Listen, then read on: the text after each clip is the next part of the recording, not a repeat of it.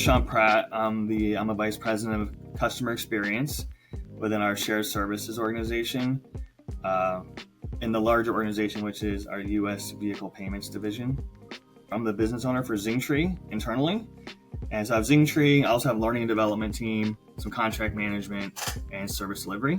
I'm Jennifer Sublett. I'm the manager of experience design. I report to Sean. I also have a team of 2. So I have another Zingtree author and project manager. I then also have a data analyst that really is a key component to taking all of the Zingtree data that we have and putting it into more manageable bite-sized pieces of important information that our management team uses to know what's happening in the business and where to focus. Yeah, the original Zingtree rollout, and we'll probably touch on some of this later, was to get the agent flows in place, so our step-by-step agent guidance. And I think the evolution since then is just to expand that into things like outbound calling. So when we reach out to customers, some account management functions, and we try to take advantage of all the new Zingtree features, so like CX Actions or the new AI Knowledge Assistant. So I just think it's more operational flows and using new features. I think we were pretty common, like a lot of companies. We had a scattering of, we had knowledge articles that were good. We had good training and lessonly, so agents could use that. We had SharePoint sites with like training documentation, support documentation. Agents have local notes. So I think pre-Zingtree, good information, but scattered. In terms of integration, if we're going that route, I mean, Zingtree first started out with, or Corpay rather, first started out with using Agent Portal so that we could get up and running quickly. It was easy to build workflows and get those into Zingtree. So we started out with agents using Agent Portal for a faster approach. But then the magic really happened, I guess we'll talk about this later, but the magic really happened when moving Zingtree over into Salesforce. That process was fairly straightforward as well, just integrating Zingtree within Salesforce. So the main use case or core use case for Corpay is agent guidance through inbound calls. So a customer of ours will call the number on the back of their credit card, for example. They'll call the number on the back of the card, and that reaches to our contact center agents for an inbound call. That is where we use Zingtree the most as our primary use case. You can imagine getting a phone call. It could be a wide variety of different topics. So the purpose of Zingtree is to provide the guidance to the agent on what to say, what to do, and then how to do it if they need a little bit further detail, and walks them step by step through how to complete that call, all the way from collecting who's calling to verifying that they are the person that they say they are from a risk perspective. We want to make sure that that is done, to resolving the customer's reason for calling to a standard call closing.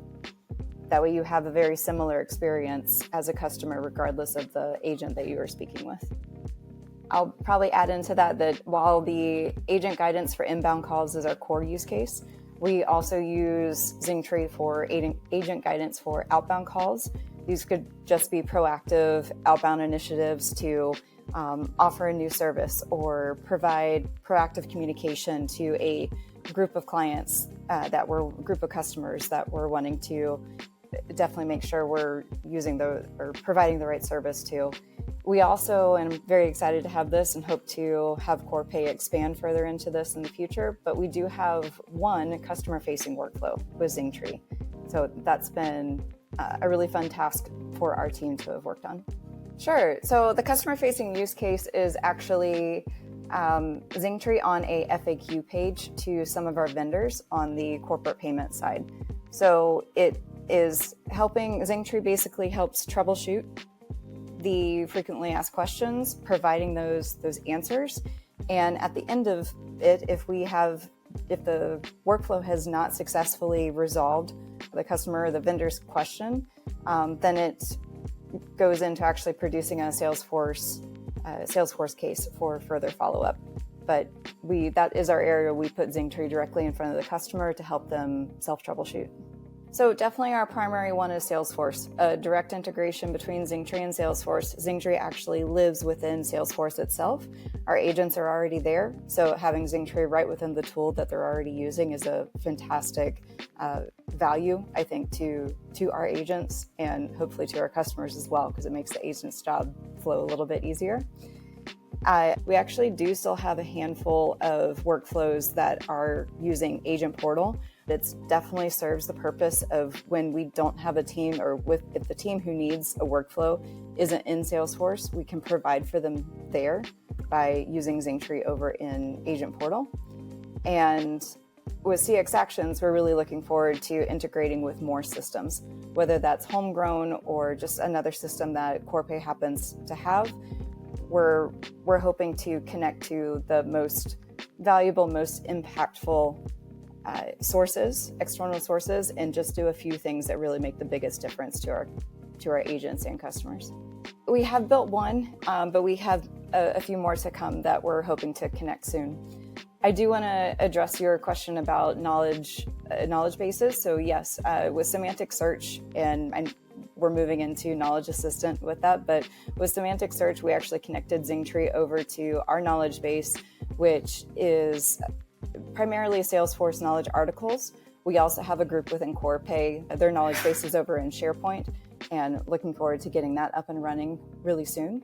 But we have made the most of our integration with, or connection rather, to Salesforce knowledge articles, and helping our agents be able to search those articles with a easy search box right within Zingtree itself, within Salesforce, and just puts the answers and access to that information right where the agent needs it when they need it.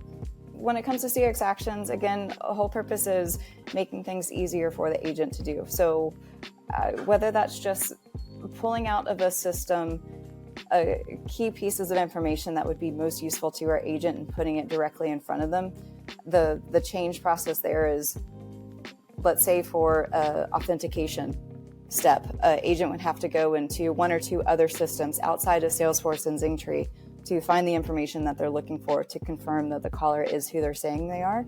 And with CX Actions, we're looking to connect to those systems so we can just simply pull that information, display it directly in Zingtree, and have it right there. So making authentication a little bit easier and faster by not having the agent spend time searching for information, but put it right in front of them.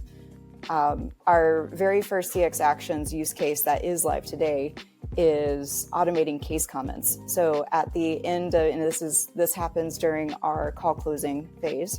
So agents are required to, when they create a case in Salesforce, at the very end, they're required to put notes, right, about that call. So what happens is in the Zingtree workflow, there's a section that has standard pieces of information that we always want to make sure is in that case comment. And instead of asking the agent to really write that up every time, we just provide it for them in Zingtree. We have a little section for the agent to add their own notes, which again are just incredibly valuable pieces of information. Yeah, so let me talk a little more generic, and then I'll give some stats. I think one of the largest business impacts is that we have centralized and standardized our knowledge, right? So what I said initially was we were scattered. Now we're getting more and more centralized. That's just going to create scale. It makes it easy where if a new process is rolling out, teams around us will now say, we need a Zingtree. People know now this is how we do it. So our business impact, we're just way more efficient. You don't have to have this conversation anymore of what goes where. We've gone all in. This is just how we're doing it. So that's one, just standardization, ease of implementation. Like we know how we're going to do it. That's one. Two, just like any company, we need to be able to move work around from one team to another. So like, hey, this team does this work today. We need this team to do it tomorrow.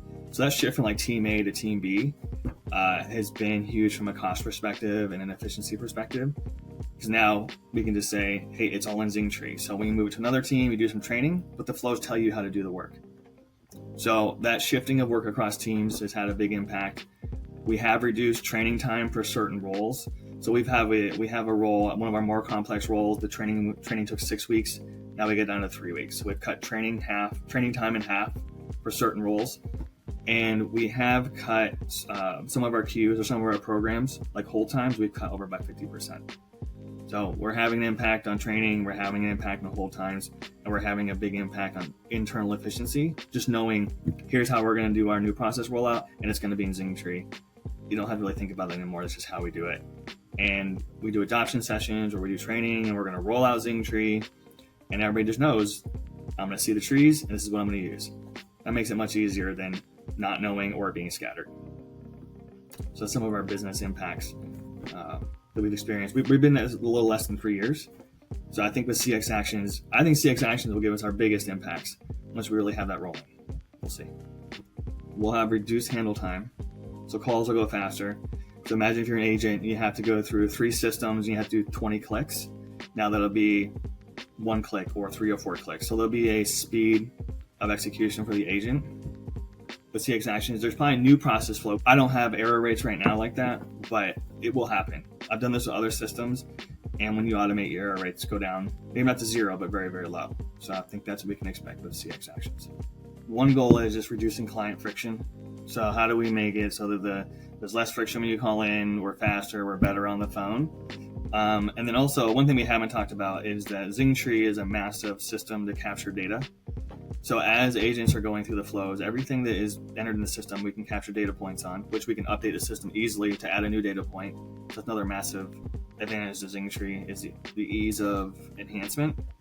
So you can gather data. And through that data, we should be able to improve like client friction. So it isn't that friction's the only issue. It's like, can we gain speed, like CX Actions? Or with Knowledge Assistant and AI, can we get better answers to the agents faster on the call? Or with this, we can hook out to multiple knowledge sources. So can we pull in data we've never pulled in before? So the agent is more knowledgeable and faster on the phone. It's just superior customer service, and we are exploring some AI enhancements to help do exactly that. So really looking forward to seeing what Zingtree comes out with for that. It's been really great to see the initial AI features and be able to play around with that and test it, provide feedback. And anyway, looking forward to implementing more of those to help with that customer service goal. So speaking directly for Knowledge Assistant, that is something that we're looking into. We actually just recently connected it to our knowledge base of Salesforce knowledge articles. I think SharePoint is definitely the next one to connect with. Still working out some connection items there through Zingtree, but that is our next area of highest importance to connect with. I think we covered everything. I would just emphasize I mentioned earlier we went all in. If you're gonna use Zingtree or a Zingtree-like tool, then use it. So we measure adoption internally. Is it being used? And so I would recommend. I've been part of things I've rolled out, and I've been part of other people's rollouts where it just fizzles. Like everybody's excited about a new tool, and then not much happens, or you do a couple implementations and not much happens. So I would highly recommend, if you're gonna do it. Make it part of your culture. Roll it all the way out and use it. And then measure adoption and get people on board. But don't go halfway if you're going to implement something like Zingtree. So I would say if you're going to do it, and make it part of your culture, and it'll work if you use it. It works for us. If it works for us, it can work for anybody.